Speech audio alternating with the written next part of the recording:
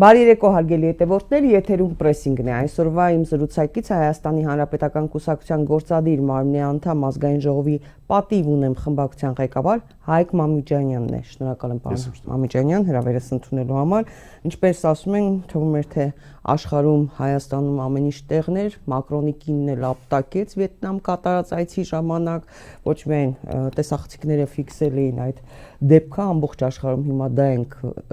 քննարկում, ոչ միայն ապտակեց, այլև հրաժարվեց թևանցուկ անել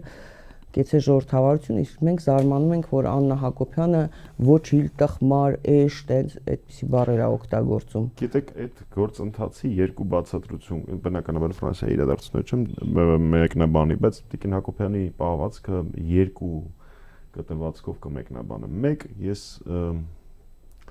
երկու հավանական բացատրություն եմ, կարծում եմ համադրությունն է այդ երկուսի։ Առաջինը կայանում է նրանում, որ քանի որ Փաշինյանը ազգային ժողովում իրեն թույլ տվեց պիտակավորել եւ վիրավորել ընդդիմադիրներին, չեմ ուզում կրկնել այդ ասածները, որոնք Փաշինյանի համար նորմալ է, բայց վարչապետի համար նորմալ չի ու ազգային ժողովի համար նորմալ չի կարող լինել, ու դրա, այսպես ասեմ, դրա հետևանքները փոքրացնելու մի տարբերակ կար, պետք էր ամբողջապես դա դարձնել նորմալ, անգլերեն ասում են the new normal, դա դարձնել նոր նորմալ, եւ դրանով կարծում եմ առաջին հերթին դրանով էր պայմանավորված Աննա Հակոբյանի այս ամեն ինչի ինչն է անում, չեմ ուզում որակում։ Հիմա ԿՊ-ում կարող են, չէ՞, իրար դիմել, օրինակ ոչիլ, տխմար, օրինակ ասենք այդպիսի բառերով, չէ՞, համբալ, այդպիսի բառերով կարող են միմյանց արդեն դիմել, դա նորմալ է։ Փաշինյանը կամ Հակոբյան Աննան ինչ բառերով է դիմում մյուս ԿՊ-ականներին։ Երկրորդ Աննա Հակոբյանի գրառումներից մեկում նաև մի քանի տող կար ԿՊ-ական պաշտոնյաների, որոնք երևի ինչ-որ նշույլներ ունեն դեռևս բարեվարկության ու ինչ-որ կաբինետներում բողոք են երևի արտահայտել Աննա Հակոբյանի լեքսիկոնի հետ կապված, հիշում եք այդ գրառումներից մեկի մեջ ասում էր կաբինետներում նստած քննարկում եք դա եւ այլն, այնպես որ ԿՊ-ականներն այդ զգուշ լինեն, մենք որևէ խնդիր այդ մասով չունենք եւ երկրորդը դա ատելության գեներացումն է անդադար։ Ես խորապես համոզված եմ, որ Փաշինյանները եւ էներգետիկ տեսանկյունից եւ քաղաքական տեսանկյունից սնվում են ատելությամբ։ Նաեւ իրենց նկատմամբ ատելությամբ։ Ես հենց դա նկատի ունեմ, այո։ Գիտեք, իջացնել քաղաքական դիսկուրսը ոչ իլ հիմար էշ մակարդակի, իհարկե հեշտ է, որտեղ այնտեղ իրանք փորձով կկրեն։ Իրանք սովոր են այդ բառապաշարը օգտագործելու, բայց բարձրացնել վերև փաստարկների, իրողությունների, թվերի, ցուցանիշների, այդտեղ իրանք պարտվում են ու բնականաբար իջացնում են իրենց մակարդակի ու այնտեղ փորձով հաղթում։ Այստեղ Մակրոնն էր մեղքերիք չի Էրդողանը Տիրանայում քաշքշում էր մատը, հիմա էլ կինը ապտակեց, լավ չի Մակրոնի վիճակը, բայց խոսենք Լավրովի այցից, պարոն Մամիջանյան, կարևոր այց էր կարծում եմ, եւ բավական հետաքրքիր դիրքավորվեցին այս այցից առաջ եւ ընթացքում Հայաստանի իշխանությունները նախ մայիսի 9-ին Փաշինյանը գնաց, այնտեղ հլու հնազանդ նստեց, չնայած նույնիսկ Պուտինը չէր նկատել, երբ է եկել, հիշում եք, չէ, ասեց այդ երբ եք եկել Փաշինյանին, երբ որ հանդիպեց, երբ եք եկել չեմ նկատել, ձեր գալը եւ Լավրովի այցը։ Ինչ մեսիջներ էր պարունակում Լավրովի այցը եւ արդյոք Հայաստանի իշխանությունները հիմա աթոռը փոխեցին, արևմտյան աթոռը փոխում են ռուսական աթոռով կրկին։ Տեսեք, նախ եկեք առհասարակ բոլոր այցերը Փաշինյանի ես վերջին մեկ ընդհանրության մեջ մենք դիտարկենք, էլի։ Հիշում եք, երբ որ Մոսկվայից կադրերն էին գալիս, ասում задержав ու обидно տրամաբանության մեջ, երբ որ տեսնում էիր, թե Հայաստանի Հանրապետությունը ցավոք սրտի ներկայացնող անձի հանդեպ ինչ վերաբերմունք է, այնտեղ մի կողմի վրա նստած եւ այլն, ԿՊ-ական եւ մերձ ԿՊ-ական շրջակայքները ասում են, դե այդ Մոսկվայում այտենց հեսա տեսեք ինքը եվրոպական միջավայր հաստի, տեսեք ինչ եկան, տեսանք։ Դիմացը Կոլումբիայի դրոշն են դնում։ Մեկ, երկրորդ այդ սուրճի հրավերը այդ ինձ թվում է դա հայկական դիվանագիտության մղձավանջն է լինելու։ Այսինքն տարիներ շարունակ Հայաստանի Հանրապետության անունից խոսող պաշտոնյաների համար դա լինելու է մղձավանջ։ Ինչ բանի սուրճ տանող բերողի կարգավիճակում էր ինքը հայտնվել։ Հաջորդ է իր նստելու դիրքը, տեղը, լավ, դա նորմալ է, որ ես Փաշինյանին չեմ հարգում, բայց իր պրոտոկոլը, իր օգնական մամլոխոսնակ, ինչի համար գոյություն ունեն առհասարակ։ Ու նորից եմ ասում, ինձ Փաշինյանի անձը երկրագնդի վրա եւ ամենաքիչն է հետաքրքրում, բայց ինքը այդ պահին Հայաստանի Հանրապետությունն էր ներկայացնում։ Այնպես որ չկա աշխարհակաղակական որևէ կետ, որտեղ իրան լուրջ են վերաբերվում։ Հա, բայց դե այդպես է ասում Արարատ Միրզոյանի տեղակալը։ Մասին խոսեցիք, Զոնտիկն էլ բան փեշքեշ այսպես ասած Մակրոնի գլխին որ պահեց։ Հասկանում եք, դա ցույց է տալիս, թե ինչ է տեղի ունենում, երբ որ դու փորձում ես չարչիական դիվանագիտություն վարել, որ երբ որ ոնց որ դու թերթդ ես ղեկավարել, այսինքն մի հատ զզվելի հոդված գրեմ, փող պոկեմ, խոստանամ էլ չգրել, մի հատ է գրեմ, մի քիչ ավել փող պոկեմ։ Երբ որ այդ տրամաբանությամբ դու աշխարհակաղակական խաղերն ես փորձում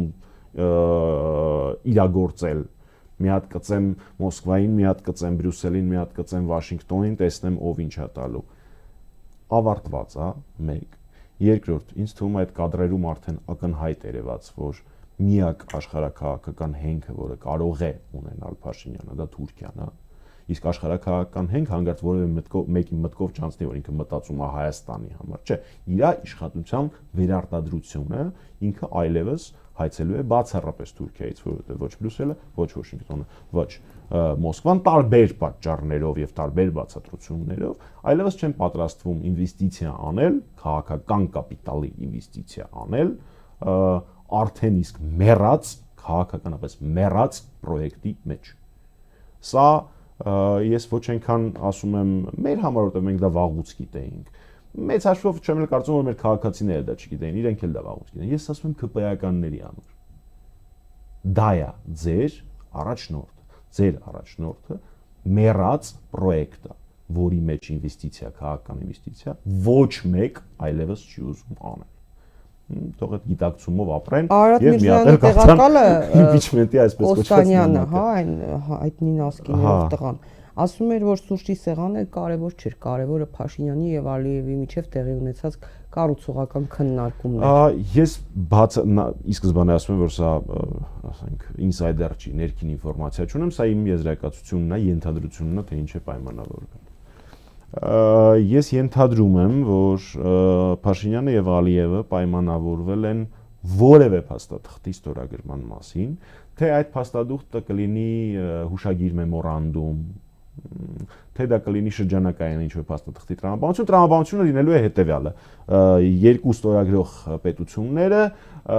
հայտարարում են, որ պատրաստվում են խաղաղության այսպես կոչված պայմանագիր կնքել։ Այս տրամաբանության մեջ փաստաթուղթ լինելու, թե ինքը ոնց է ձևակերպած լինելու, դա բացարձակ էական։ Իսկ կարող է այդ երկրները լինեն Ռուսաստանն ու Թուրքիան։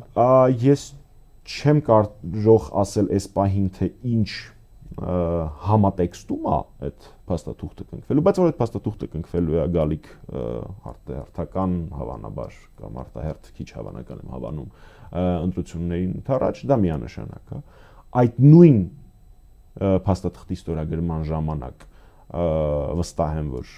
Փաշինյանը եւ Ալիևը պայմանավորվել են, որ նա Ալիևը ասել է, Փաշինյանը համաձայնվել է ստորագրել ԵԱՀԿ Մինսկի խմբի լուծարման դիմումը, որովհետեւ եթե հիշում եք Ադրբեջանի պայմաններ նախապես դա անել, Փաշինյանը փորձելու է ներքին շուկայում ներկայացնել, տեսեք, իմ ասածը եղավ, միաժամանակ երկուսը ստորագրեցին, բայց ոչ, դա այդպես չի լինելու։ Դա պայմանագրի ստորագրման հետ միաժամանակ չի լինելու։ Դա լինելու է այդ հուշագրի կամ շրջանակայինի ստորագրման ժամանակ, այնպես որ հիմիկվանից ես սա հնչեցնում եմ, որպեսզի մեր քաղաքացիներին հետագայում խաբելը Փաշինյանի համար ավելի դժվար լինի։ Ժողովուրդ ջան, ինքը անելու է դա։ Այն ինչ ինքը արեց հայ-ամերիկյան փաստաթուղթը, որը ինքնին վատ չի, բայց որևէ նոր բան չի ենթադրում մինչև հիմա այդ սահմանապահների տրեյներները չեն եկել եւ այլն եւ այլն։ Նույն պատմությունը ինքը անում է հիմա ԵՄ-ի հետ բանակցում է էլի շրջանակային մի փաստաթուղթ, որը լինելու է մինչև այսօր ստորագրված բոլոր փաստաթղթերից ինչ որ բաներ, ներառականներ, այնպես ինչպես եղավ ԱՄՆ-ի պարագայում։ Եվ մոտ նույն տրամաբանությունն է կրում այն փաստաթուղթը, որը պատրաստվում է Իրանի հետ։ Այսինքն ոչ մեկ չի ասում, որ այդ փաստաթղթերի ստորագրումը վատ է, բայց նաև որևէ շոշափելի արդյունք այդ փաստաթղթերը տեսանելի ապագայում ունենալ չեն կարող, որտեղ իրանք շրջանակային տրամաբանություն ունեն ու իրանք հիմք են հետագա թղթերի, հետագա համագործակցության, եթե կարողանան լավ աշխատել, ինչը իրենց պարագայում անհնար է, իրենք դրա վրա թքածում են։ Առավել ևս, բայց Փաշինյանն ինքն է ասել, եթե նույնիսկ խաղաղության պայմանագիր ստորագրվի, դա որևէ երաշխիք չի տալու, որ պատերազմ չի լինելու։ Ես սրա մասին շատ եմ ասել, էլի եմ ասելու։ Ինքը այդ խաղաղություն բառը օգտագործում է արդեն 5 տարի։ Հայաստանը մոտեցել է խաղաղությանը այս 5 տարիների ընթացքում։ Այն փաստը, որ 24 թվականին ամենակիչ սահմանային միջադեպերն ա եղել, դա գլուխ գովալու բան չի, որովհետև միշտ կարելի է ամեն ինչից հրաժարվել, երբ որ կրակում են Հայաստանի Հանրապետության բնակավայրերի ուղղությամբ, բնակավայրերի, ոչ մեկ թող հեքիաթներ չպատմի, դրան պատասխան կրակ չբացել ու հպարտանալ, որ դա եղել է ամենախաղաղ տարին։ Իհարկե, երբ որ դու կապիտուլյացիա ես հայտարարում, երբ որ դու ձեռքերդ վեր ես բարձրացնում, տրամաբանական է, որ կարող ես հոխորտալ, թե ամենախաղաղ տարին։ Իմիջիալուց ես ճիշտ ասած չեմ հիշում, թե Facebook-ում ով էր այդ կատակը գրել, բայց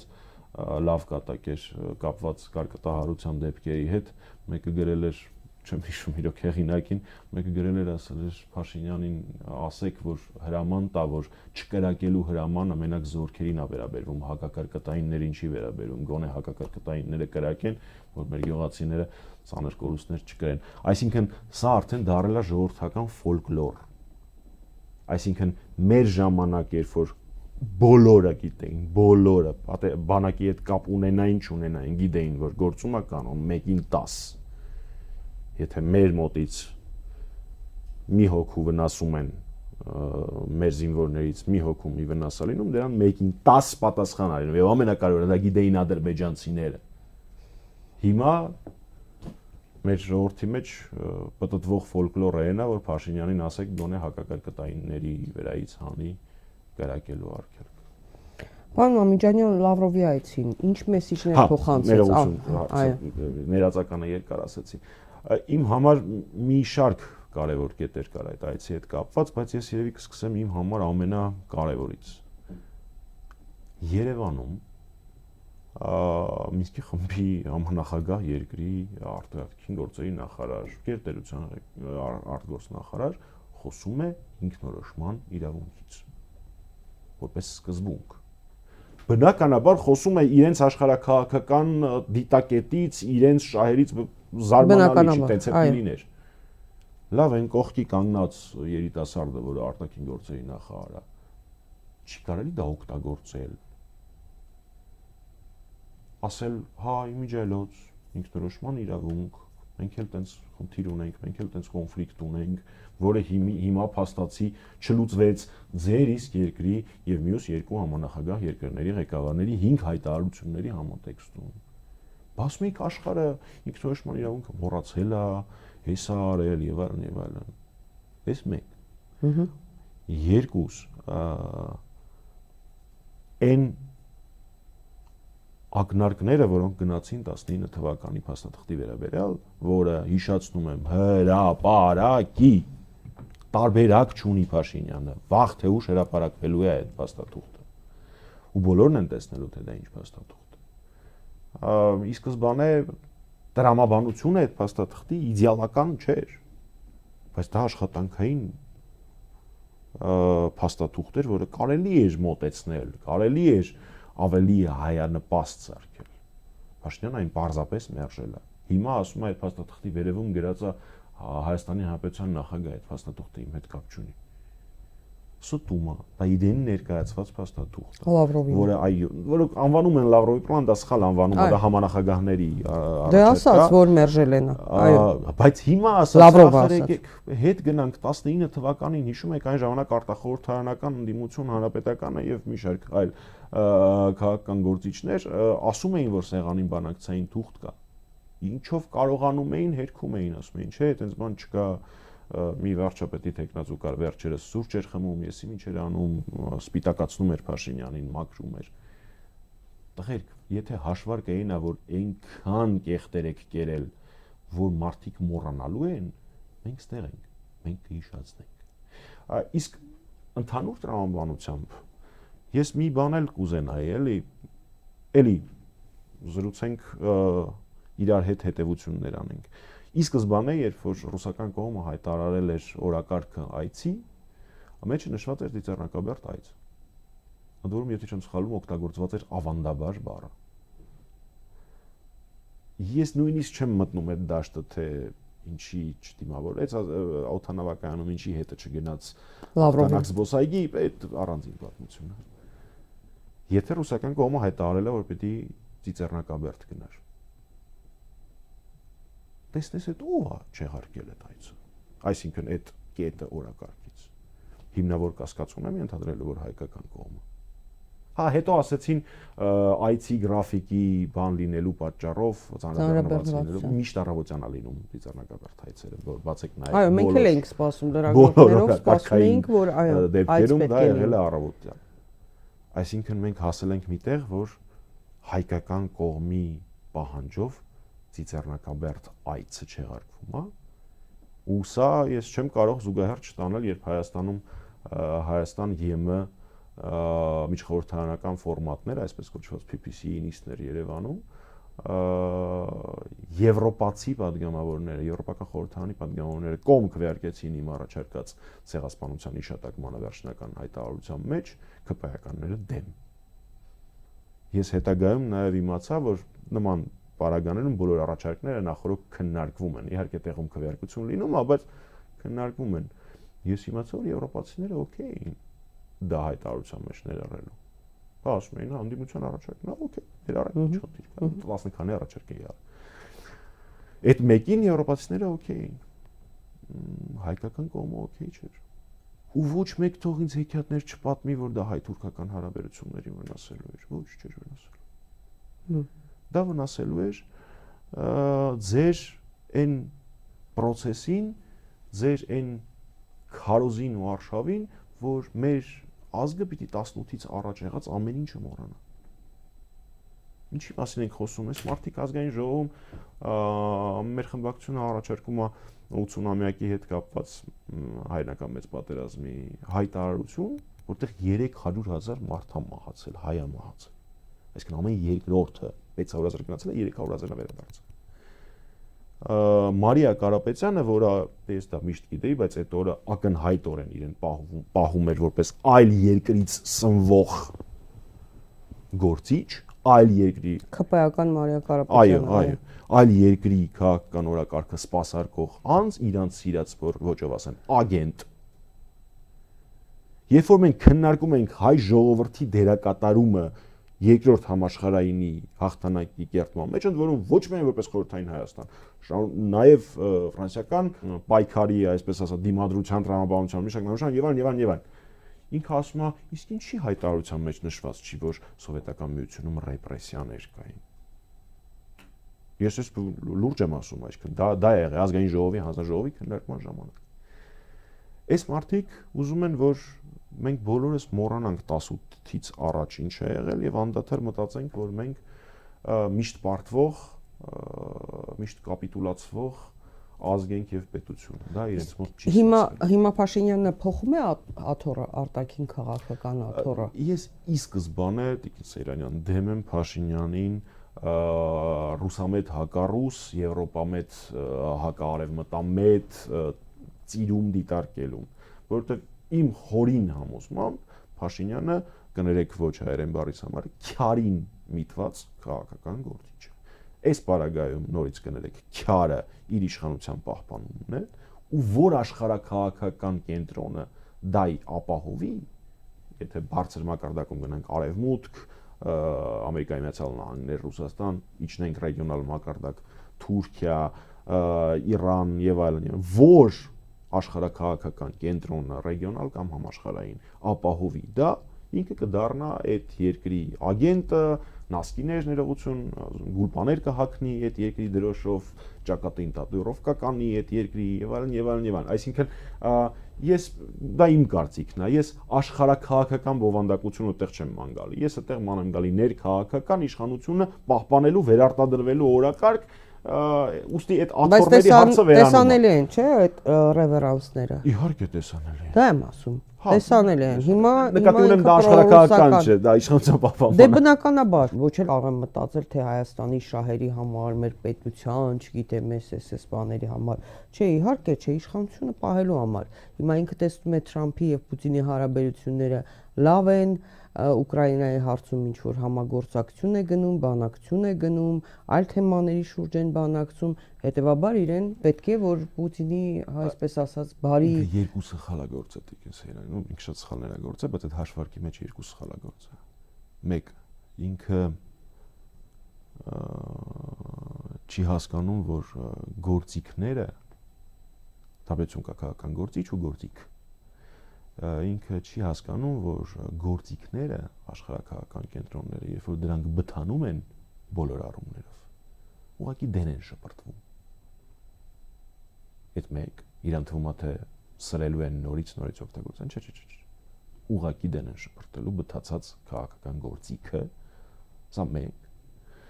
Եվ երկրորդ, ինքը ենթադրում է, որ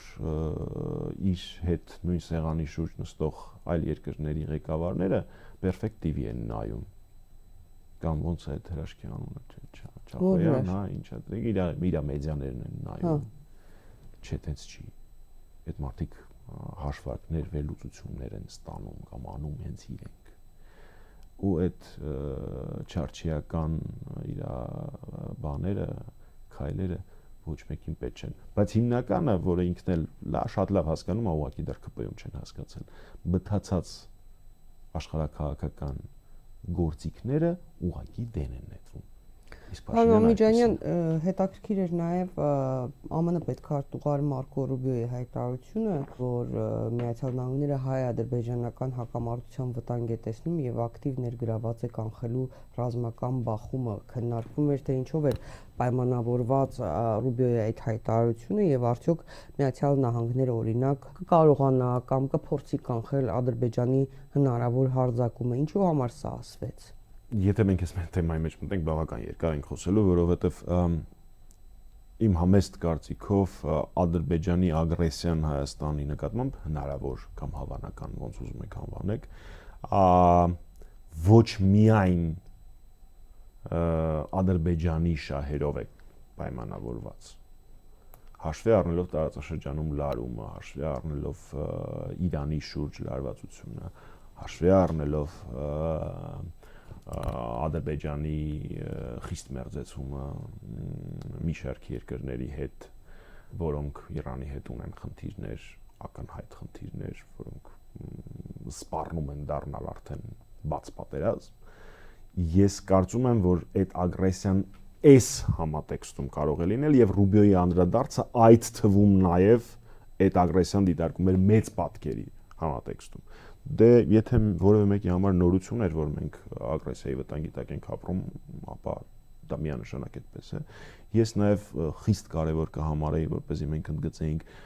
մեր դեսպանատունը ուր է, որովհետև Ռուբիոյի հայտարարությունը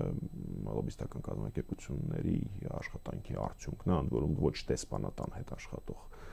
լոբիստական կազմակերպությունների։ Ես ձեզ ուզում եմ որպեսզի պատկերացնեք, հա, ինչ իրադրության մեջ է դեսպանատունը, Հայաստանի դեսպանատունը Ամերիկայում, դե առհասարակ խորին հարգանքով անգլերենի ուսուցիչների հանդեպ, բայց անգլերենի ուսուցիչը իր աշխատանքով պիտի զբաղվի։ Գուցե ինքը անկրկնելի է իր մասնագիտական որակներում, չնայած Փաշինյանի անգլերենից դա չես ասի, բայց դիվանագիտությունը լավ կներ թողել դիվանագետներին։ Եվ պատմության մեջ երևի առաջին անգամ, երկրորդ անգամ մի անգամ իրանք էլ են արդեն հարել են, բայց պայմանագրայինով։ Սուրեն Սարգսյանը Ամերիկագետ իր եթերներից մեկում հայտարարեց, որ դեսպանատունը վարձակալել է մասնավոր լոբիստական կազմակերպություն, ամսական վճարելով բավական մեծ գումար, որը պիտի իրականացվի լոբիզմ։ Այդ նրանից չի է, որ նոր է ֆայմել Հայաստանի Հանրապետությունը։ Այդ նրանից է, որ մինչև այդ դա տեղի է ունենում անվճար։ հայկական ազգային լոբիստական կազմակերպությունների, նաև այլ ազգային լոբիստական կազմակերպությունների հետ Ամերիկայում դա բավական կանոնակարգված ոլորտ է, համատեղ կանոնակարգված աշխատանքի արդյունքում։ Այսինքն այն ինչ որ առաջ արվում էր անվճար եւ լավ, հիմա արվում է, հիմա արվում է վատ եւ վճարովի։ Սա էլ այդ բան իրանց ամերիկյան վոյաժների տրամաբանության մեջ։ Տեսեք, Ռուբիոն նման հայտարարություն է անում, Թուրքիայի տրանսպորտի նախարարը Էրդողանը լինի, այլ պաշտոնյաներ ժամանակ առ ժամանակ խոսում են Զանգեզուրի միջանցքի մասին, ժամկետներ են նշում, թե երբ են ավարտելու աշխատանքները, նշում են, թե ովքեր կարող են շահագործել եւ այլն, պայմանները նշում են, հա, Թուրքիայի կողմից, որ Ադրբեջանում է որոշվելու երթուղին, այսպիսի հարցեր են քննարկում, Ադրբեջանն է նման հայտարարություններ անում, նշելով Զանգեզուրի միջանցքի մասին, անընդհատ անդադար Արմեն Գրիգորյանն անվտանգության խորհրդի քարտուղար ասում է, որ Զանգեզուրի միջանցքի թեմա ոչ միայն չի քննարկվել, այլ նույնիսկ խոսություն չկա, հա, այդ ձևակերպումը։ Բայց արդեն որերորդ անգամ Իրանի տարբեր պաշտոնյաներ բարձրաստիճան եւ նախկին կառավարության ներկայացուցիչներ Իրանի եւ ներկայիս հակառակի մասին են ասում իրենց հայտարարություններով։ Օրեր առաջ նաեւ կոշտ հայտարարություն արեց Հայաստանում Իրանի դեսպանը, հա, կարմիր գծերի մասին կրկին եւ այսօր Երևանում գտնվող Իրանի փոխարտգործնախարարն է հայտարարել, որ շատ կարեւոր է շեշտել, որևէ բան չպետք է փոխի այս տարածաշրջանի աշխարհագրական պատկերը։ Մեջ բերեմ նրա խոսքը, ասում է. մենք չենք ընդունում որևէ աշխարհագրական փոփոխություն տարածաշրջանում, ինչ էլ որ այն անվանենք Զանգեզուրի միջանցք կամ մեկ այլ բան։ Մենք աջակցում ենք այն ամենին, ինչ Հայաստանն ու Ադրբեջանը կպայմանավորվեն իրար միջև, բայց այն պետք է հիմնված լինի միջազգային օրենքի, նորմերի, երկրների ինքնիշխանության եւ ինքնավարության սկզբունքների վրա։ Մենք կարծում ենք, որ մեզ պետք է կապակցվածություն, այլ ոչ թե կտրվածություն։ Այստեղ շատ հետաքրքիր է նաեւ Ադրբեջանի հանգամանքը, որ Իրանի փոխարտգործնախարարը նշում է, հիշեցնենք Փեզեշքյանի այցը Բաքու, համատեղ զորավարժություններ էս վերջերս տեղի ունեցած։ Շատ լավ արեցիք, որ մեջ բերեցիք բառացի։ Այստեղ այս հայտարարությունը կզարմանաք, բայց Ադրբեջանին չի ուղղված։ Մոտ նույնչափ ինքը ուղղված է Ալեն Սիմոնյանին, ով 1.5 մոտավորապես ամիս առաջ հայտարարել էր, որ ինչ պայմանավորվածության ուզում է Հայաստանը եւ Ադրբեջանը գան, ադրբեջանցիք դա անվանելու են, որ միջանցք ստացան։ Թիզերը, այսինքն իրենց պլանները բացահայտել, այդ ժամանակը արվել։ Այսինքն փաթեթավորումը լինելու է ինչ-որ ուրիշ բան, բայց ի բնե, հա, իր էությամբ դա լինելու է նույն այսպես կոչված միջանցքային տրամաբանությունը։ Ու դրան պատասխանում էր, այո, Իրանի փոխարտգործնախարարը, առաջին հերթին Սիմոնյանին։ Ցավալի է, չէ, որ Հայաստանի շահերը այս բարագայում ավելի ցցուն են երևում մեր բարեկամ եւ հարևան Իրանի ներկայացուցչի խոսքերում, քան Հայաստանի Հանրապետության ազգային ժողովի աթոռը զբաղեցնող անձի։ Ու այստեղ կա նաեւ շատ པարզ աշխարհաքաղաքական տրամաբանություն։ Մի հատ որ քարտեզը պատկերացնենք, Ադրբեջանը շատ ավելի պակաս ստրատեգիական խնդիրներ կարող էր առաջացնել Իրանի Իսլամական Հանրապետության համար, երբ Արցախը անկախ էր եւ գտնում էր Արցախի ինտերվատ իշխանությունների վերահսկողության տակ, քան հիմա։ Դա քարտեզով է տեսանելի, դա երկար բացատրել պետք չի։ Եվ բնականաբար Իրանը որպես հին ավանդական պետականություն, որ ունի նաեւ շատ հետաքրքրական դիվանագիտական դպրոց, շատ հետաքրքրական, իր շահերից, իր հետաքրքրություններից ելնելով անում է հայտարարություններ եւ վստահ եմ նաեւ կիրականացնի գործողություններ առաջին հերթին իր ստրատեգիական շահերից ելնելով, երկրորդ նաեւ Հայաստանի հետ գործընկերային տրամաբանության։ Ուղղակի խնդիրը այն է, որ ես ստեղից Հայաստանի շահերը պաշտպանող չեմ տեսնում։ Մեծագույն խնդիրը դա է ու ինչպես դուք էլ նշեցիք ու տեսանելի է բոլոր գործընթացներում Հայաստանին ներկայացուցիչ կոչվածը Փաշինյանը ուղղակի մասնակից չի այդ քննարկումների։ Ուղղակի մասնակից չի։ Բանն չէ հեռախոսով կամ բանով զում անելու հնարավորություն կա։ Այ Հայաստանի շուրջ ձևավորված անվտանգային իրավիճակը ինչքան ասես կարելի է zoom out անել։ Այսինքն տարածաշրջանային ծիր, մեծ տարածաշրջանային ծիր, համաշխարհային ու ամեն մեկի մեջ կա տրամաբանություն, կան շահեր, ավելանում են նոր դերակատարներ եւ այլն եւ այլն եւ այլն։ Այդ ամբողջ պատմությունը մի հատ հիշում ենք եւ հետո հիշում ենք այն խոսակցությունը, որը տեղի ունեցել 1.5 ամիս առաջ։ Պետքարտուղար Ռուբիոն հեռախոսազրույց է ունենում Փաշինյանի հետ։ Դա ԿՊ-ական մամուլը ներկայացնում է փրկվանք տրամաբանության, կներեք խոսակցական բառի համար, մեջ եւ դրանից կես ժամ հետո տեղի ունենում խոսակցություն Ռուբիոյի եւ Թուրքիայի արտգործնախարար Ֆիդանի միջեւ, որտեղ ըստ ամերիկյան կողմի հայտարարության Ռուբիան կոչ է արել կամ խնդրել է, բառը ոնց ուզում եք օգտագործել, իր թուրք գործընկերոջը աջակցել կամ ապահովել Հարավային Կովկասում խաղաղություն հաստատել։ Ավելի ուղիղ։ Ես նույնիսկ զարմացած էի, որ այդքան ուղիղ գնացել է դա, էլ ոնց ասեն։ Հիմա սիրելի քաղաքացիներ, այն հատվածը մեր երկրում ապրող մարդկանց, ովքեր համաձայն են, որ Թուրքիան լինի մեր կուրատորը, Հայաստանի կուրատորը։ Okay, այս ճանապարհը իրանց համար է։ Մնացած բոլոր մարդիկ մտածելու եւ ամենակարևորը գործելու բաներ ունեն բոլորս միասին։ Պարոն Մամիջանյան, ներքին հարցերին, անդրադառնանք, ներքաղաքական հարցերին։ Նախ արդեն տևական ժամանակ է երրորդ նախագահի եւ երկրորդ նախագահի թիմակիցների միջև էս հրաձգությունը, փոխհրաձգությունը կա։ Ի վերջո սա ինչի մասին է։ Իսկ Սերան, ես վստահ եմ, երբ դուք ասում եք տևական ժամանակ, դուք նկատի ունեիք մի քանի ամիս, բայց չէ, ես 18 թվականից իսկ որոշ հրաշքների պարագայում բայց հիմա հատկապես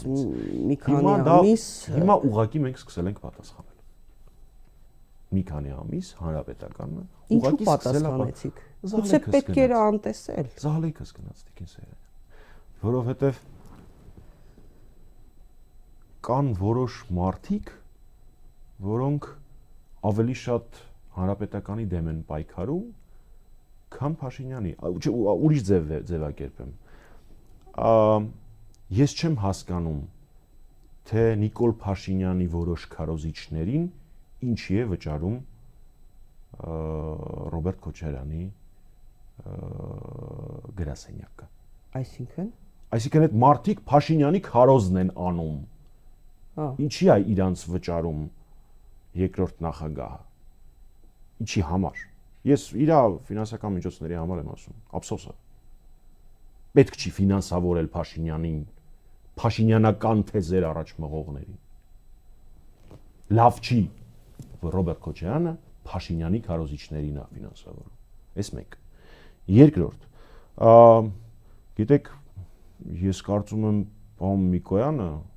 երկրորդ նախագահի գրասենյակի ղեկավարը թերևս լավ չի պատկերացնում ինչա նշանակում լինել պաշտոնյա թող նախագահի գրասենյակի ղեկավար։ Ինչ է նկատի ունեք։ Նկատի ունեմ իր վերջի ինտերվյուն, առհասարակ շատ հետաքրքրական է։ Ես երբեք այդպիսի հաճախականությամբ, այդպիսի իրանց կարծիքով համակարգված պայքար Փաշինյանի դեմ պարոն Միկոյանից չեմ նկատել, ինչ նկատում եմ նախագահ Սարգսյանի եւ Հանրապետականի դեմ։ Նախանձելի հետևողականությամբ ամիսը մեկ ճյուր եթերներ եւ այլն։ Գուցե դրանով ընդգծվում է, որ երկրորդ նախագահն է պատասխանում, այսպես ասած, որտեղ այլ բան է, երբ որ Հայաստան Դաշնքի ինչ որ падգամավոր է խոսում այդ թեմայով, այլ բան է, երբ որ գրասենյակի ղեկավարը տարբերություն կա, չէ՞։ Ինքը առաջարկում, ես խորհուրդ կտամ մեր հեռուստադիտողները ուղղակի հաշվեն, թե ինչ հաշախականությամբ էր ինտերվյու տալիս Փաշինյանի դեմ պարոն Միկոյանը եւ ինչ հաշախականությամբ է ինտերվյու տալիս նախագահ Սարգսյանի եւ Հանրապետականի դեմ։ Ես կարծում եմ դրանով ահագին հարցերի պատասխաններ կլինեն, որ բացեցիք այդ թեման, խոսեմ այդ թեմայից։ Նայեք, նույնիսկ ես մի կողմ կդնեմ այն փաստը, որ փաստացի 5-րդ ալիքի եթերում պարոն Միկոյանը ուղղակի գործ տվեց նախագահ Սարգսյանի դեմ, ակնարկելով, որ ուրիշի սխալների համար ենթարկվում է հետապնդման, քաղաքական հետապնդման Ռոբերտ Քոչարյանը շատ նման էր ուղղորդման էլի Փաշինյանական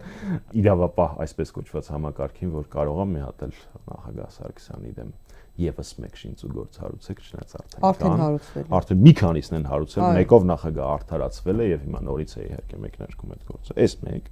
Երկրորդ այդ բանն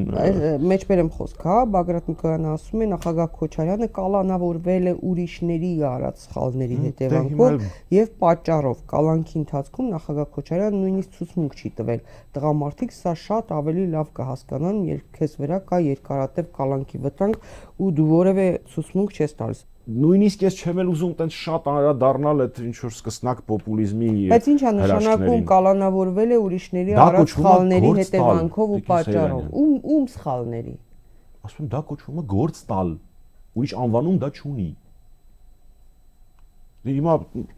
էական չի, ես ոնց եմ դա մեկնաբանում, էականը մեր հեռուստատիտողները ոնց են մեկնաբանում, գործ տալը ուրիշ պոզով փոչով լինում։ Բայց ոչինչ է, դա մեր համար խնդիր չի, մեր կուսակցության փոխնախագահ հեսա կլինի 2 տարի անստած արդեն դրանից հանրապետականում ոչ մեկ չի վախենում։ Դե հերոսությանն էլ անդրադարձ։ Եվ նախագահ Սարգսյանի ասածը շարունակելով երբ ասաց, որ դա հերոսություն չէ, դա մեր համար նորմա է, որովհետև մեր հիմնադիր հայրերը այդպես այդ ճանապարհով են անցել եւ հիմնադրել Հայաստանի Հանրապետական կուսակցությունը, որովհետև մեր թիմում սկսած նախագահից մինչև երիտասարդական կազմակերպության անդամ բոլորը այս պայքարի մեջ լծվելից գիտակցում են, որ այո, հնարավոր է նաև անազատության մեջ հայտնվել։ Պայքարը հո սպիտակ ֆրակով չի լինում ու սպիտակ ձեռնոցներով։ Դա պայքար չի լինում։ Դա լինում է պայքարի իմիտացիա։ Ես նույնիսկ չեմ անդրադառնա այդ սկսնակ պոպուլիստի նկարտումներին, որ կարմիր գծեր, եսի ինչեր, արագաչափեր, մի տար, ինչպես մեր կուսակցության փոխնախագահ Քաբանտարկել Արմեն Աշոտյանն էր նշել, մի հատ դրա մասին հիշատակում իրենց նախընտրական ծրագրում չկա, որ այդքան վատ բաներ գրեիք, որ վերացնելու եք։ Բայց արդեն նորմալ չի, որ Հայաստանի Հանրապետությունում նախագահ Սարգսյանի վարչապետ ընտրվելը երրորդ ժամկետ անվանում են Փաշինյանականները եւ Բագրատ Նիկոյանը։ Դա նորմալ չի։ Մենք շատ լավ գիտի դա ինչ է նշանակում, շատ լավ գիտի, որ դա այդպես չի։ Մի հատ էլ շատ հետաքրքիր դրվագ կար այդտեղ, երբ որ ասեց, գիտեք, թե ինչ է իրականում տեղի ունեցել 18 թվականին, մարդիկ ուզում են հասկանան, եւ այդ հարցը հավասարազոր է, թե երբ են Փաշինյանին ճանապարհելու, երբ են իշխանափոխություն անելու, հետո հասկացավ, թե ինչ տիտանական մասշտաբների աբսուրդային բան ասեց, ասեց չէ, դե իհարկե Փաշինյանի հատվածը մի քիչ ավելի շոտ, բայց այն էլ է շատ կարևոր։ Ինձ թվում է սա շատ լավ դրսևորում էր, թե որ նա իրենց մոտեցումը։ Եթե օրինակ դուք, հա, այսպես քար եք գցում այս դաշտ ասելով, որ հա մեղադրելով նույնիսկ որ 18-ին այդ հա այն թեզը, որ տարածում են որոշ շրջանակների իբր թե հանրապետականը Սերժն է բերել, հա Նիկոլին, բայց ինչի եք 18-ի համագործակցում հանրապետականի հետ։ Այստեղ հարց է ծագում։ Գիտեք, այսինքն եթե մի փոքր անգամ կասկած ունեիք, ինչու եք մասնակցում, ինչու եք ռեսուրսների խնդրանք դնում, ինչու եք համագործակցում առհասարակ։ Մի քայլ էլ հետ գնա, այդ շատ լեգիտիմ հարց, շատ տրամաբանական հարց է։ Այստեղ հարց է գալիս, եթե ես մի քիչ ձեզ վրա կասկածեմ, ես չպիտի ձեզ հետ ոստիկանական բռնության, այսպես ասած, բարիկադների մոտ կողքի կանգնած, մեր կողքին կանգնած են եղել մարդիկ, որոնք այնպես կասկածներ են ունեցել։ Դե ես հիշում եմ բոլոր այդ շարժումների ժամանակ դուք Իշխան Սաղաթելյանը, Լևոն Քոչարյանը միասին էիք առաջի պլանում քայլում, հա, որպես առաջնորդներ նաև եւ ես չեմ կասկածում, որ իմ կողքը կանգնած մարդկանցից որևէ մեկը 1% անգամ կասկած ուներ, որ Փաշինյանի գալը կարող է ինչ-որ մի ձև կապված լինել հանրապետական։ Պետք է հիմա ասում են էլի։ Ինչ խնդիր կա։ Բայց գիտեք, շատ է խոսվում 18 թվականի մասին։ Նախագահ Սարգսյանը, ինչպես եւ կարծում եմ իրեն ճանաչող բոլոր մարդիկ էին ակնկալում, ասաց, որ ինքը անձնական խոսակցությունների մանրամասներ չի մանրամասնում, չի բացահայտում, առնվազն այս փուլում։ Բնականաբար ես առավել եւս դա չեմ անի։ Այսինքն ես չեմ ասի, թե ինչ է խոսվել ու ինչ է ասվել այդ հեռախոսազանգերի ժամանակ։ Բայց ես կասեմ, թե ինչը հաստատ չի ասվել։ 21 թվականի ճշտեք, 18-ի մասին եմ խոսում, 18-ի խոսակցությունների մասին։ Ես հաստատ կարող եմ ասել, որ այդ խոսակցությունների ժամանակ նախագահ Քոչարյանը չի ասել վայ իմ աջակիցներից մարդիկ են փողոցում հայտնվել, խաբվել են, սխալվել են եւ այլն, ու դրա մասին իմ գործընկերից մեկը օրս խոսեց։ Ես իրանց արդեն բացատրել եմ, թե ինչ աղետի է բերում այս ամեն ինչը, իրանք այլևս նման քայլեր չեն անում։ 18-ին չէին մասնակցի, հա, Սերժին մերժելու գործընթացին։ Այդ հաստատ չի հնչել Սերժին մերժելու եւ Նիկոլ Այսինքն 18 թվականին այդ հեռախոսակցության ժամանակ այդ նախադասությունը հաստատ չի հնչել, թեպետ երևի պետք է հնչեր, բայց չէր կարող հնչել, որովհետեւ նախագահ Քոչարյանը իր գրքում երկու հետգրություն ունի եւ այդ հետգրություններից առաջինում ինքը գովաբանում է, ներկայացնում է, որ մեծ սպասելիքներ ուներ լավ ալինելու, գուցե ժողովրդական ալիքով եւ այլն, հետո երբ որ այդ ժողովրդական ալիքը կպավ իրեն, հետգրություն երկուսում ինքը գրում է, որ արդեն հասկացավ, որ այսպես։ Դե ինչ ասեմ։ Այնպես որ այդ խոսակցությունները բացահայտելու թեման ցանկալի է շատ չարչար չքննարկվի, որովհետեւ կարող է հանգարց ես էլ սկսեմ ինչ-որ խոսակցություններ բացահայտել, թե ոնց որոշ գործիչների անձնական ամբիցիայի պատճառով բավական խոստումնալից փողոցային պայքար տապալվեց դեռևս չսկսած, թե ոնց որոշ գործիչներ կոչ էին անում հաջորդ օրը դուրս գալ փողոցային պայքարի առավոտյան ժամը 7-ին, 8-ին ու չէին հայտնվում փողոցում ոչ իրենք, ոչ իրենց աջակիցները, էլի մի քանի քաղաքական միավորի, այդ թվում նաև բնականաբար հանրապետականի վրա էր մնում այդ պատասխանատվությունը։ Թարգը տվեք այդ անձնական խոսակցությունները բացահայտելուն, թե չէ կարող է մենք էլ բացահայտումներ անենք։ Նաև մի թեզ շատ սխալ էլի մեկնաբանվեց այդ հարցազրույցի ժամանակ, վստահ եմ, որ Բագրատ Միկոյանը հասկացել էր նախագահ Սարգսյանը ինչ էր ասում, բայց դե իրենց շահերից այլ բաներ բխում։ Երբ մենք խոսում ենք 21 թվականի ընտրությունների մասին եւ օգտագործում ենք լեգիտիմացում բառը, դա չի վերաբերվում ընտրական process-ին։ Դա վերաբերվում է կապիտուլյացիայի, պարտության լեգիտիմացմանը, որովհետեւ երբ որ Փաշինյանը կապիտուլյացիա է ստորագրում, երբ որ Փաշինյանը իրեն սկսում է պահել որպես կապիտուլյանտ, այդ պահին դա մենակ իր խնդիրն է։ Այն պահից սկսած, երբ որ դա սեղանին դրված, անցնում է համապետական էլեկտորալ process-ով, այսինքն ընտրությունով, դա դառնում է ամբողջ Հայաստանի մոտեցումը։ Եվ դրա մասին էինք մենք խոսում, որ եթե գնանք ընտրության ու ընտրությունը ունենային արդյունքը, որը այն ժամանակ խիստ կանխատեսելի էր, դա կլեգիտիմացնի կապիտուլյացիան։ Ու դրա մասին ընտրություններից հետո շատ ու շատ միջազգային հարթակներում խոսվել է, հատուկ նշելով, որ նոյեմբերի 9 այդ պահին արկա իրադրությունը հայ-ադրբեջանական հարաբերություններում, պաշտոնական ճակերտների մեջ Երևանի մոտեցումները Արցախի հիմնախնդրի վերաբերյալ լեգիտիմացվեցին ընտրությունների արդյունքներով, իրենց բոլոր խախտումներով, վարչական ռեսուրսով եւ այլն, դրա մասին չեմ խոսում։ Այդ դրա մասին էինք մենք խոսում։ Իմ համար խիստ զարմանալի է, որ դա նախագահ Քոչարյանի ամբողջ քարոզչամեքենան փորձում է այլ կերպ ներկայացնել, հույս ունեմ այս մանրամասն բացատրությունից հետո էլ նման բաներ չեն ասի։ Պարոն Ամինջանյան, Վահեն Հովհաննիսյան, այլընտրանքային նախագծեր խմբի համահիմնադիր, նա փաստորեն ինչ որ իմաստով ճիշտ է ասում, ամբողջ այս ազգային ժողովի ընդդիմությունը ըստ էության 21-ից հետո շարունակեց աշխատել բնականոն կյանքով, ասես ոչինչ չի եղել Արցախի հայաթափումից, Արցախի հանձնումից հետո, այնպես որ ամբողջ այս process-ը, այս ազգային ժողովը ըստ էության կապ չունի, երբ որ այնտեղ է արդեն իսկ ընդունել է այդ ամբողջ արդյունքները։ Տեսեք, նախ ընդունել է արդյունքները եզրույթը իմ համար ընդունելի չի, որովհետև թե հանրապետական կուսակցությունը պատիվ ունեմ դաշինքային ժամանակ եւ թե Հայաստան դաշինքը վիճարկել են ցանրական դատարանում ընտրությունների արդյունքները, մենք երկար մի ամբողջական հաղորդում կարող ենք խոսել այդ ընտրություններում տեղ գտած խախտումների վերաբերյալ։ Իմ խորին հարգանքով պարոն Հովհաննիսյանի նկատմամբ ես գիտեմ իր մոտեցումները խորհրդարանական ընդդիմության ոչ թե անձերի, այլ գաղափարի նկատմամբ, ես այդպես չեմ համարում։ Չեմ հավարում մի շարք պատճառներով։ Մեկ, որովհետև գիտեք, երբ որ դու բոյկոտում ես ինչ-որ մի բան, դա ենթադրում է, որ քո բոյկոտով դա չի կայանալու։ Թե չէ տրամաբանությամբ ես եւ դուք կարող ենք բոյկոտել, օրինակ, չգիտեմ, Չինաստանի օրենսդիր մարմնի նիստերը։ Բոյկոտում ենք, չենք, բայց այն դրանք շարունակվում են։ Ես համարում եմ, որ խորհրդարանական ընդդիմության աշխատանքը պարլամենտում կարող էր ավելի լավ լինել, իհարկե կարող էր։ Ինչի ավելի լավը չի, ես դրա կարող եմ ձեր փոխարեն 100 պատճառ բերել, մի մասը սուբյեկտիվ, մի մասը օբյեկտիվ, բայց այնուամենայնիվ ես համարում եմ, որ երբ որ միջազգային հարթակներում բարձրաձայնվում է Հայաստանի ազգաբնակչության մեծամասնության մոտեցումը,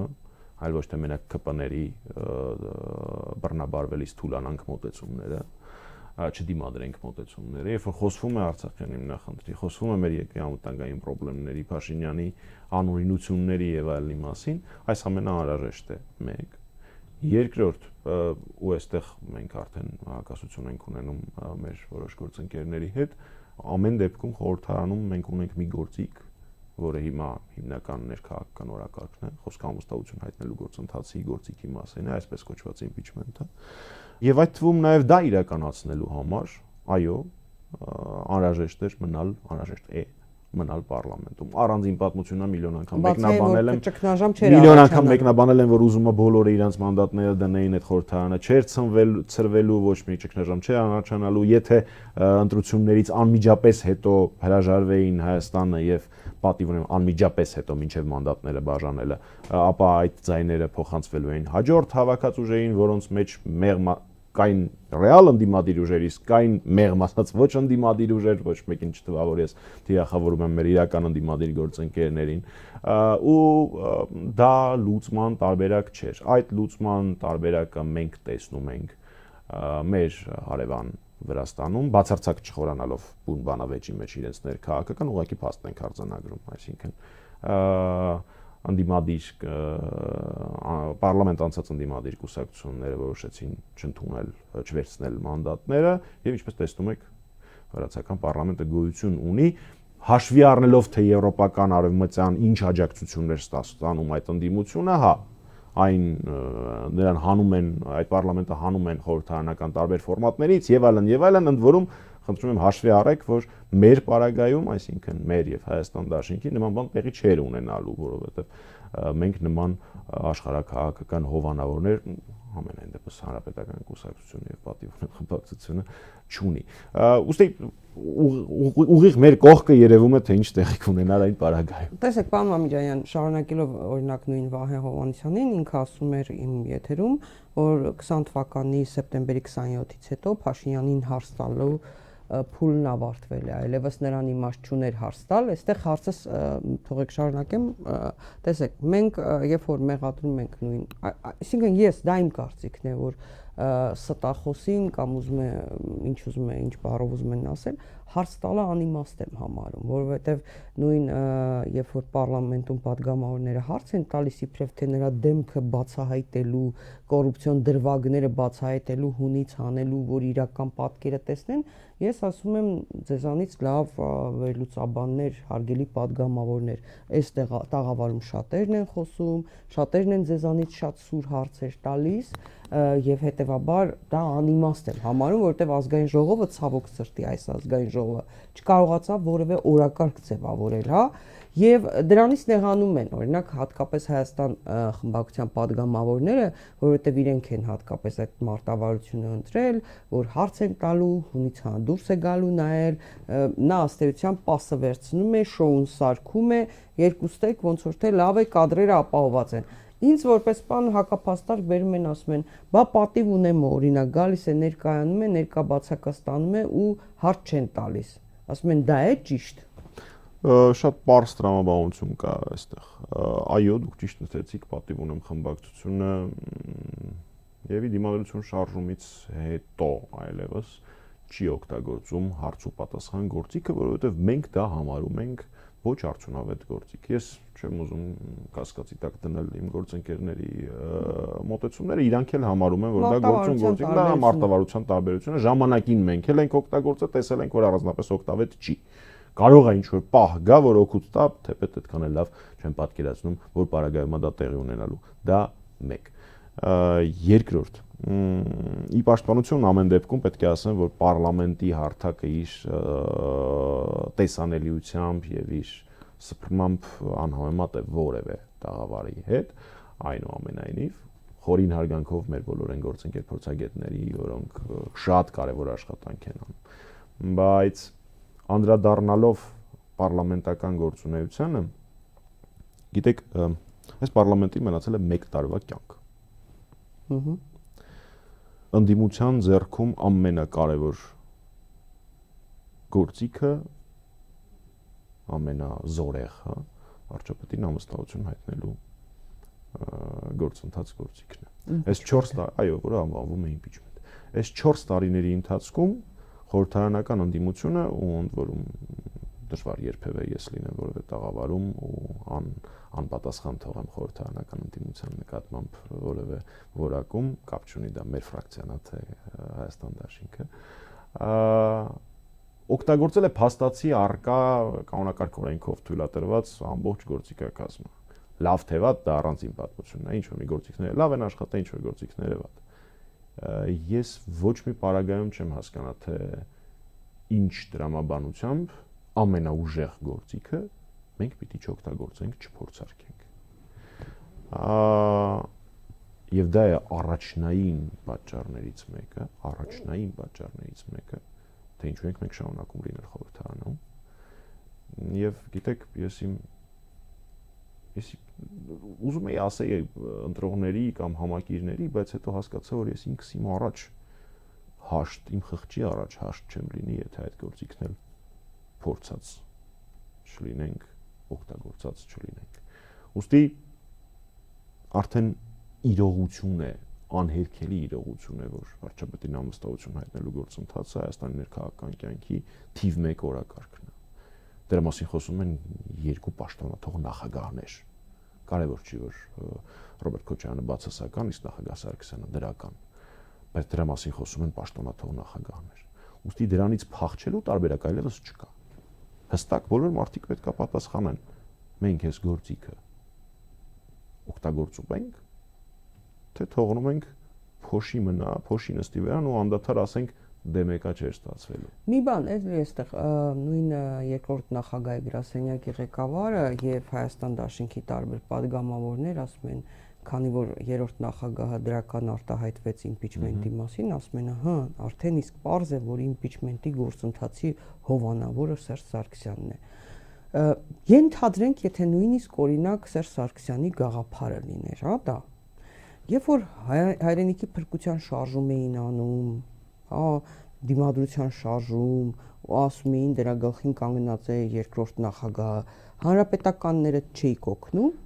ասում էիք հովանավորն է ու այդպիսի հարցեր էիք տալիս, ով է հովանավորը, ով է, չգիտեմ, ինչ է սա նշանակում։ Չի հետաքրքրել իրական ընդդիմադիր գործընթացի պայքարի իրական նախաձեռնողը, հովանավորը, իրանք այդ բառը շատ են սիրում, շեֆը, ով է։ Մենք մեր պարտականությունները, մեր առաքելությունը, մեր պարտականությունը ինքներս մեր խղճի առաջ, մեր պետության, մեր երկրի առաջ կատարել ենք, թե ոնց ենք կատարել, շատ լավ գիտեն մեր գործընկերները, միշտ եղել ենք ամենավտանգավոր կետում, երբևէ որևէ ռեսուրս չի խնայվել այդ պայքարների համար, կողք կողքի կռիվ ենք տվել։ Հարց համար 1 տղաներ եւ աղջիկներ, այսինքն ձեր համար էական է, թե ով է առաջարկում Փաշինյանին հեռացնելու իրական ծրագիր։ Ոչ մեկ չի կարող կասկածի տակ դնել, որ Մալյանն Արեկը եւ Էդգար Ղազարյանը իրական ընդդիմադիրներ են։ Դժվար Մալյանը գնար ինքն իրանով մի տարի նստեր, չէ՞։ Կարող եք տարբեր ձև վերաբերվել Մալյանն Արեկին, բայց այդ մարդը մի տարի նստել է։ Ինչ բան է, էտել ենք մենք արել, նստացրել ենք, որ հետո եւ խնդալու է։ Հարց համար 1 դա։ Հարց համար 2, չգիտեմ, հովանավոր ասելով իրանք նկատի ունեն սահմանադրությունը կարդալը, մենք կարդացել ենք սահմանադրությունը եւ տեսել ենք, որ դա ամենաիրատեսական գործիքն է այս պահին։ Ուզում եմ հասկանամ, տեղ հովանավոր, ոչ հովանավորը որն է։ Լավ, ենթադրենք նույնիսկ դրա հետևում կանգնած լինի, ենթադրենք Սերժ Սարգսյանը, եւ ինչ, եթե ինչ-որ բանը լավն է, ռեալ շանս է, մենք պետք է խորանանք դրան ուրիշ ով է դրական արտահայտվում, Բագրատ Սրբազանի նախաձեռնած Սրբազան պայքարի ժամանակ, երբ որ այդ հավաքը նշանակվեց քաղաքական ուժերի իմ դիմացի սեղանին, հենց իմ դիմաց նստած էր այսպես կոչված Նորքի բանդայի ղեկավարը, որը ինչպես երևի գիտեք, նախագահ Սարգսյանի դեմ մահափորձ էր պատրաստում։ Դեմ էիք, բայց գնացել եք 3 մարդ այն կողմ նստած էին Վուդրո Վիլսոնենք, բանը Բևերը, Արա Պապյանենք, այո, Սեֆիլյանենց թիմը, այո, որևէ մեկը կասկած չունի, չէ, ես 1 ժամ ելույթ կարող էի ունենալ երկուսի մասին էլ ու դուրը շրխկացնելով դուրս գալ։ Ու բոլորն են հասկանում, որ հանրապետականի դուրս գալը շատ ավելի մեծ հետևանքներ էր ունենալու, քան այդ երկուսը իրար հետ բազմապատկած 30-ով։ Բայց ես այդ ժամանակ չեմ ասա, նախագահ Սարգսյանի դեմ մահափորձ արած մարդը դիմացս նստած այսի չեկա։ Էլ չեմ ասում, որ լինում էին դեպքեր, որ ինքը հայտնվում էր նաև տարբեր խորհրդարանական ֆորմատների ժամանակ, նույնիսկ այդ ժամանակ հրապարակային ոչինչ չենք ասել։ Մի դրվագ պատմեմ, ուրեմն երբ որ Բագրատ Սրբազանը քայլելով, շարժումը գնալով, մեծանում էր քանակը մարդկանց եւ գալիս էին դեպի քաղաք, չեմ հիշում ավելի ստույգ Բուգան քաղաքի հատվածում թե Հրազդանում, Արման Թաթոյանը, Մարդու իրավունքների նախկին պաշտպան եւ Դավիթ Անանյանը միացան շարժմանը, հիշում եք, որ տարբեր հատվածներում մարդիկ էին միանում նրանց, տարբեր գործիչներ, տարբեր կուսակցությունների ներկայացուցիչներ, այդ թվում եւ այլն, հա, եւ քայլում էին միասին։ Այդ ժամանակ մեր լրագրողը Արման Թաթոյանին հարց տվեց, որ արդյոք չի պատրաստվում, հա, որպես լիդեր ներկայանալ, առավել եւս որ հասարակության տարբեր շերտեր նաև Արման Թաթոյանի անունն էին տալիս, օբյեկտիվորեն, ընդ որում դրանից ընդամենը մի քանի օրեր առաջ Արման Թաթոյանը այստեղ ձեր տեղում նստած միասին հարցազրույցի ընթացքում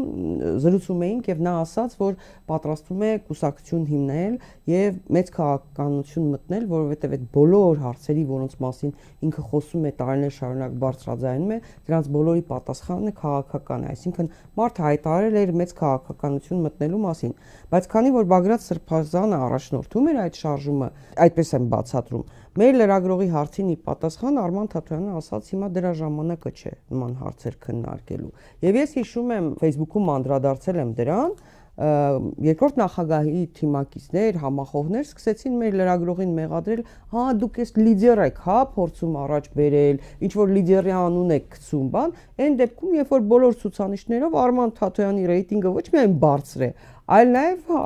հակառեյտինգն է, չափազանց համեմատելի չէ, էլի, շատ գործիչների հետ։ Այսինքն բարձր հեղինակություն ունի այդ մարդը, որի կենսագրությունը բոլորիս առաջ է։ Եվ ես ստիպված եղավ պարոն Մամիջանյան Facebook-ում գրառում անել ի պատասխան այդ շրջանակների, որ այդ էր մնացել 168 ժամի լրագրողը ձեզնից հարցնի, ում ինչ հարց տա, սա ինչու եմ պատմում։ Երբ որ որևէ անուն, որևէ տեխնացուի լիդերի անուն նշվում է, անմիջապես հակազդեցություն է լինում։ Ես ուզում եմ հասկանալ պատճառը, երբ որ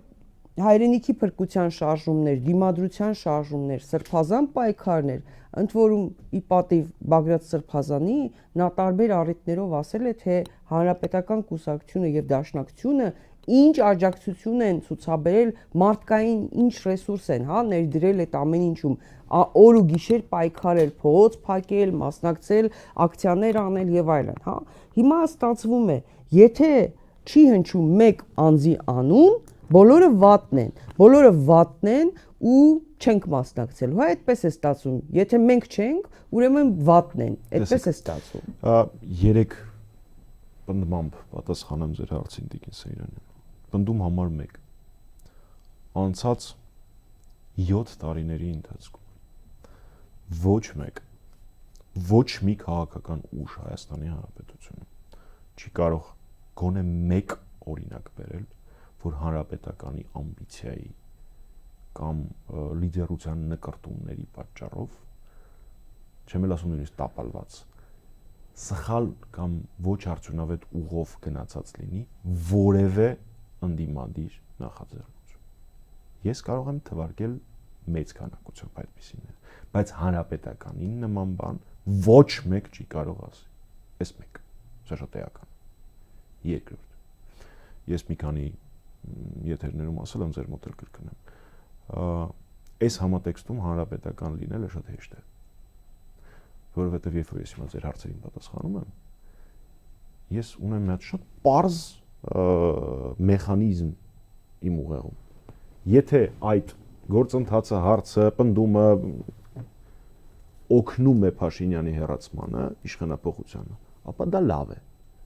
Եթե դա որևէ կերպ չի օգնում, ապա դա վատ է։ Երբ որ դու այդպես շատ պարզ ֆիլտր ունես քո ուղեղում, ու այդպեսին ունեն բոլոր հանրապետականները, կյանքդ շատ հեշտանում է, որովհետև ես ձեր հարցերին 7 յենտատեքստով չպետք է մտածեմ։ Իսկ սա իմ ընտրական ռեյտինգին ոնց կանցնի, ցուցակում միտեղ ինձ ավել կտան դրա համար, այդ բոլորը իմ ուղեղում չի աշխատում ձեր հարցերին պատասխանելուց ու բոլոր հանրապետականների։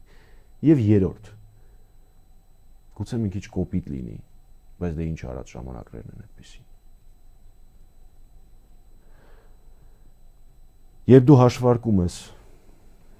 ու հասկանում ես, որ ինչ պատճառներով Փաշինյանին հեռացնել չես կարողանում։ Երբեմն սկսում ես այնպես անել, որ հանկարծ քո փայաբաժինը տորթի ոչ մեկ չտանի։ Կարողանաս պահպանել եւ փոխանցել։ Այլ կերպ ասած, սկսում ես այնպես անել, որ ուրիշ ոչ մեկ չկարողանա Փաշինյանին հեռացնել։ Կներեկելում է պետք լինելու այդ տորթը, եթե օր առաջ այս process-ը չի կանգնեցվում։ Գիտեք, ես օր առաջ խորապես մարդիկ դա են պահանջում, մարդիկ բոլորիդ ընդ որում բոլոր ընդդիմադիրներին է սա վերաբերում։ Երբ որ հարցազրույց են տալիս, ասում են մենք արդեն գիտենք, գործողություն արեք, քայլ արեք։ Ձեր ասացին պատասխանելով, թե ում է պետք է տորթի մասը, ես խորապես Հայաստանի Հանրապետության ամենաբարձր աշտարակից, կներեք բառիս համար, բայց թքած ունեմ այն ռեյտինգների վրա, որոնք չեն նպաստում Հայաստանում իշխանափոխությանը։ Ես չեմ պլանավորում ուրախանալ կենտրոն վարչական շրջանի չափ մնացած Հայաստանում թիվ 1 գործիչ լինելով կամ թիվ 1 կուսակցության ներկայացուցիչ լինելով, դա մեզ ուղղակի պետք չի։ Մենք արդար պայքարում ենք իշխանափոխության համար, մեր ուժերի ներածի չափով չէ, ուժերից վեր ու նույն կերպ վարվելու ենք։ Լավ կլինի այդ ընթացքում մեզ գոնե չխանգարեն։ Մի ճշտում էլ կատարեմ, իդեպ Ռոբերտ Քոչարյանն էլ անդրադարձավ։ Մենք խոսել էինք այդ մասին, երբ որ Լևոն Քոչարյանի հետ Facebook-ում մի գրառման տակ ձեր միջև բանավեճ եղավ 21 թվականի ընտրություններին մասնակցելու մասին, հա, որ նշել եք, որ Ռոբերտ Քոչարյանը խնդրել էր Սերժ Սարգսյանին մասնակցել։ Լևոն Քոչարյանը հերքում էր։ Ռոբերտ Քոչարյանը անդրադարձավ, իդեպ ոնց որ մոռացել էր ձեր ազգանունը, բայց հետո բավական արագ հիշեց ձեր ազգանունը։ Հիմա ի վերջ ասում է ճշտեք, հիմա խնդրել եմ, ստիպել եմ, ինչ եմ արել։ Հանրապետականին ոչ մեկ ստիպել որևէ բան չի կարող մեկ ու նախագահ Քոչարյանը դա շատ լավ գիտի։ Նա նաև դա լավ գիտի իր նախագահության տարիներին հանրապետականի ունեցած դերակատարումից, պարզապես իմ տարիքը եւ այդ ժամանակ դպրոցական լինելը թույլ չի տալիս առաջին դեմքով պատմել, թե Լուսահոգի Անդրանիկ Մարգարյանը, Լուսահոգի Վազգեն Սարգսյանը, Սերժ Սարգսյանը, Հայաստանի Հանրապետական կուսակցությունը իր պարլամենտական խմբակցությամբ ինչ դերակատարում է ունեցել Հայաստանի ներքաղաքական եւ տնտեսական եւ պաշտպանական ձեռքբերումների հարցում, դրա մասին իմ հավաքական ընկերները շատ ավելի պատկերավոր են խոսում։ Իսկ ինչ վերաբերում այդ դեպքին, գիտեք, երբ քո ղեկավարը ունի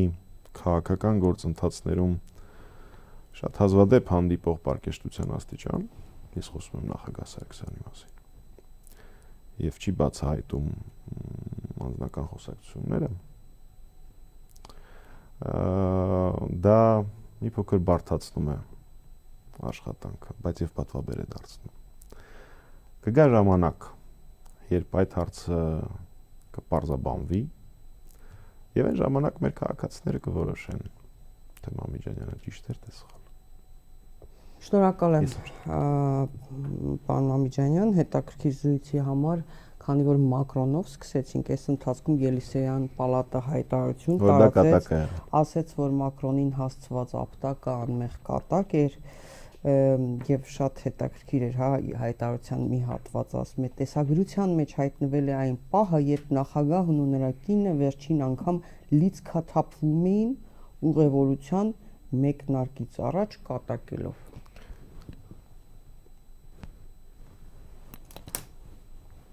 Եկեք մենք մեր երկրում մեծ խնդիր ունենք, որ Տիկին Հակոբյանը ներգրավվել է քաղաքական գործընթացների մեջ, դրանց որակը ավելի անորակ դարձնելով, եկեք գոնե աշխարհակահաղականում չներգրավենք